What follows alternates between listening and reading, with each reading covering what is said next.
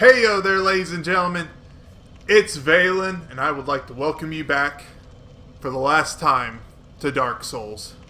This episode, we plan to progress forward, facing off against Lord Gwyn, and ending this tale of gods and giants and ushering in the Age of Man. And also, if I'm correct, this episode's coming out on Sunday. I felt it only proper that I do this on Sunday, and normally I don't upload a video on Sunday. Saturdays is kind of a 50-50, but it felt wrong to hold off the last episode to Monday. So, as we can see, the specters are walking, old silver knights of the departed, lingering back and forth. And I know that there's some of those headless statues that drop demon titanites that I've forgotten. I'm not really worried about them since they don't really give anything great in terms of souls. Kiln of the First Flame. I think that's Kiln. And now we are introduced to what we came across at the very beginning, which I did not know, the Dark Knight. Ow, and they hurt. Come on. Oh, we actually got you.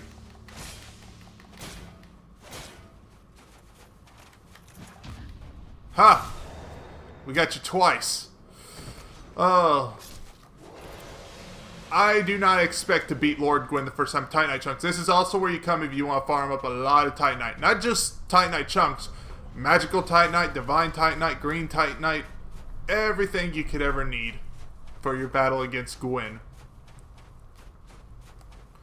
And now you wield a great sword, which is very clumsy, because it's very, very poor at aiming. There we go. Trying to get him in the back the first time, but he wouldn't do it. He just wouldn't do it. And the Black Knight Greatsword and the Red Titanite chunk, which the Black Knight Greatsword is massively large. Just like, let me show you this thing. This thing is insane in terms of size. And I'm going the wrong way. Where are you at? That's all of our hammers, spears, the dragon tooth. Black Knight Greatsword. Greatsword of the Black Knights who wandered Lordaeron, used to face chaos demons.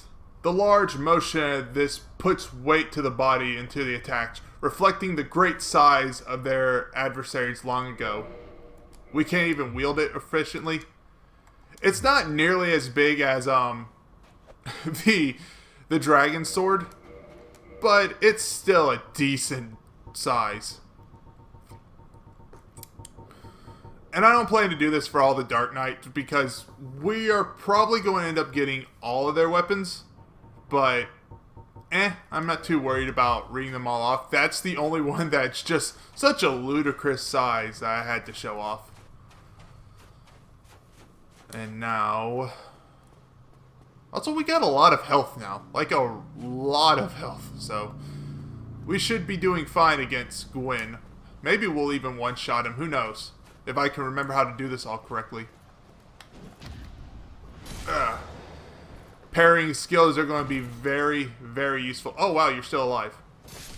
Not anymore, you're not. Titanite chunk. And now we get ever closer.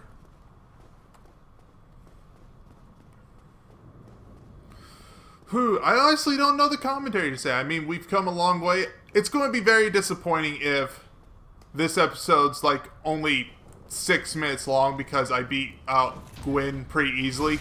See, I parried him and didn't even try. But that's just how it is sometimes, I guess. I mean, he's built up for this big climactic battle, and I imagine I will get my rear handed to me several times. Ow. Ow. Stop it.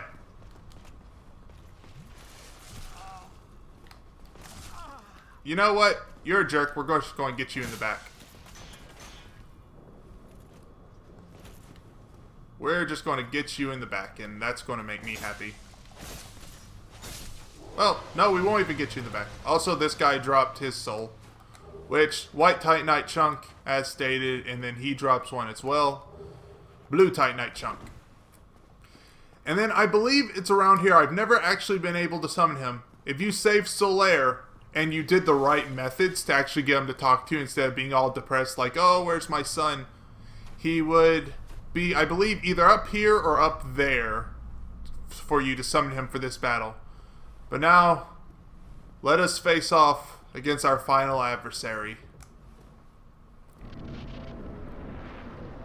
Gwyn, Lord of Cinders. And the music is just magical. Ah, gotcha. Beautiful first start.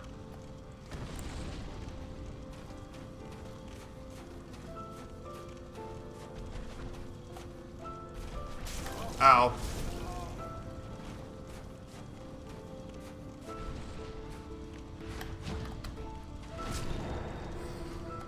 He's already halfway down.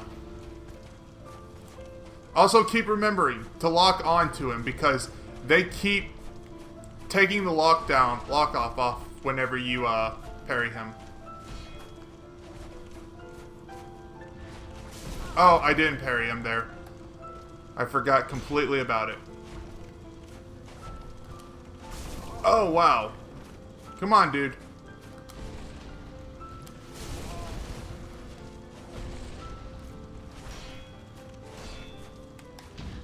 Ah, gotcha. Whew, that one was actually kind of sketchy. Can you please dodge? I mean, come on. There we go. Now come on, leap at me. Oh, he didn't get that close.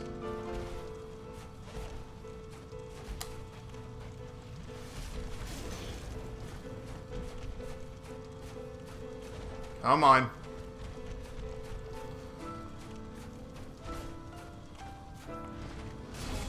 Oh, I held up my shield. I didn't parry. One more should do it.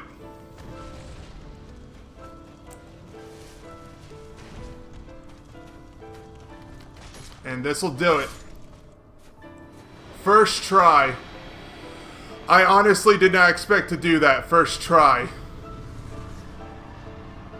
And with that, Gwyn, the Lord of Cinders, is gone. And right here is the bonfire. If you wish to kindle it and continue the growth of fire and flame, you may do so. This is also the Lord Cinder that I told you about, that you can turn into the Sunlight Altar to get the Lightning Spear, or enhanced version of it. Soul of the Gwyn, Lord of Sunlight and Cinder, who linked the first flame.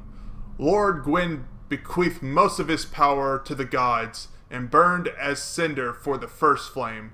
But even so, Lord Gwyn's soul is a powerful thing indeed. It is. It is indeed. So powerful that only we can claim it. And with that, the flame is extinguished. Everything that has been done is done. I honestly did not expect to beat him first try.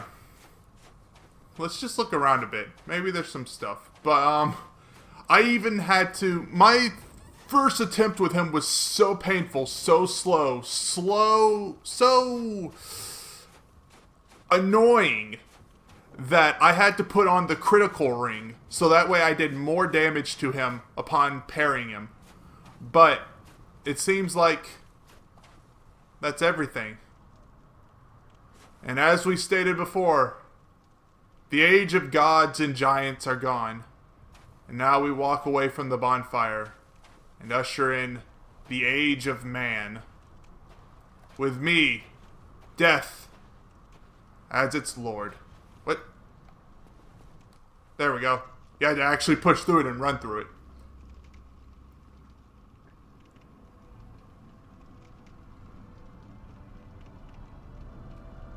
My lord, bless thy safe return. Let Kath and Fraft serve your highness. We are here to serve your highness.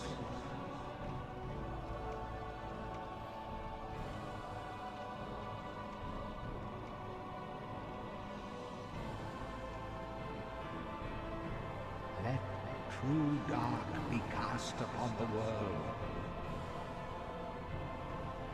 Our Lord hath returned.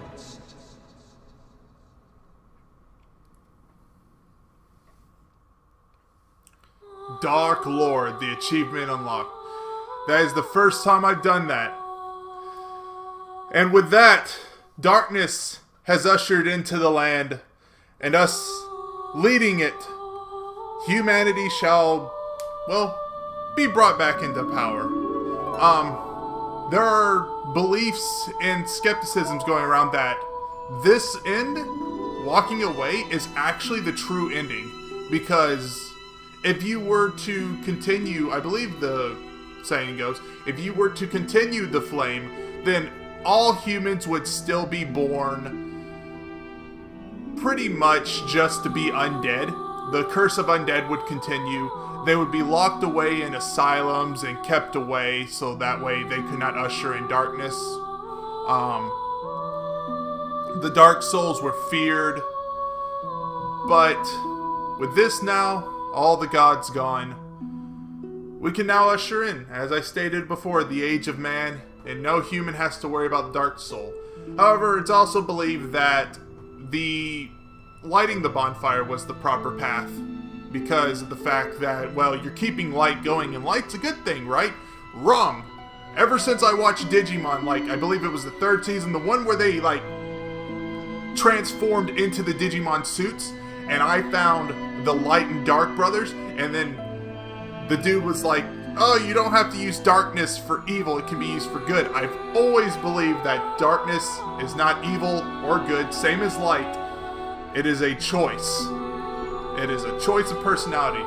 Because the thing is, they say that darkness is blinding, but so is light. Just a little philosophy from Valen. But yes, that is the end of Dark Souls. I really grew to love and admire this game. So much as... I mean, I liked Monster Hunter, so anything with a very decent skill cap and, you know, that challenges you with a lot of lore. Like, that was my problem with Monster Hunter whenever I played it. It's like, yeah, I'm going to hunt these monsters and there's a story behind it, but I don't really feel invested. With Dark Souls, I felt invested. I felt, why am I doing this? For what reasons? And who am I trying to serve? And the first time I played, I was of course like, yeah, light the fire, be the good guy, be the paladin. But then as things begin to progress on, you're killing off yourself and humans are still being killed off, or rather not killed off, but turned undead, being sent away and locked away and forcing to go hollow, pretty much. Losing humanity and faith and hope and their drive to live. But with this end, it's believed that that motivation, you no longer go hollow, you no longer go undead. That could be completely wrong. I could be. But that's how I like to believe it. But, well, what more can I say? It's the end. And next time we'll be progressing onwards to another dark game, but one that does not require so much skill and that I can just go about at my leisure. You will be seeing that next week. However, all I would like to say now is thank you for coming along with me on this journey of Dark Souls. Thank you for putting up with all my misreadings and my stuttering and my stammering. I hope you enjoyed the ride as much as I did. Next time, we'll begin taking part in another dark adventure of ours, which you will see within a week. But now I leave you with this lovely vocalist and the end of Dark Souls. I hope you all have a wonderful day, a great evening, and a fantastic week. This has been Valen. See ya.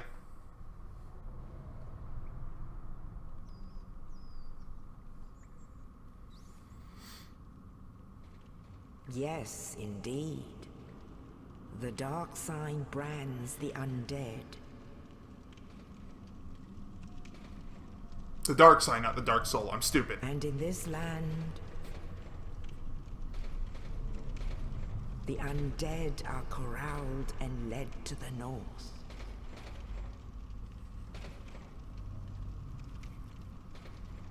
Where they are locked away to await the end of the world.